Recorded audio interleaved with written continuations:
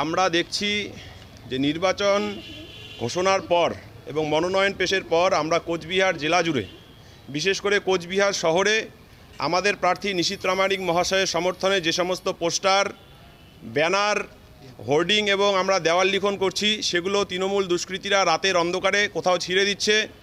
আমাদের দেওয়াল লিখনের উপর তারা পোস্টার লাগিয়ে দিচ্ছে। এমনকি আমরা লক্ষ্য করছি যে আমরা পারমিশন নিয়ে, সাধারণ মানুষের পারমিশন নিয়ে তাদের দেওয়াল লিখন করছি, সেটাও কিছু লোক সেটাকে চুনকালি মেখে বা সাদা চুনকালি মেখে সেটাকে ঢেকে দেওয়ার চেষ্টা করছে। তো আমরা পুলিশ প্রশাসনে অভিযোগ জানিয়েছি, নির্বাচন কমিশনের যে অ্যাপ রয়েছে সিভিজিলে আমরা অভিযোগ জানিয়েছি, 150-এ আমরা অভিযোগ জানিয়েছি। শত শত অভিযোগের পরে আমরা দেখছি এই প্রবণতা কিন্তু বন্ধ হচ্ছে না। তাই আমরা আজকে এসেছি সম্মানীয় ডিএম সাহেবের সাথে দেখা করতে।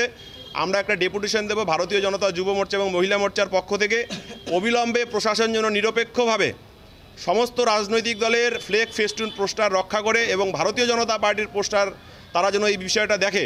নইলে আমরা একটা বৃহত্তর আন্দোলনে নামব। বিশেষ করে আগামীকাল আমাদের যশস্বী প্রধানমন্ত্রী নরেন্দ্র মোদীজি আসছে, তার সমর্থনে শহর জুড়ে পোস্টার, ফ্লেক্স, ফেস্টুন লাগানো হবে।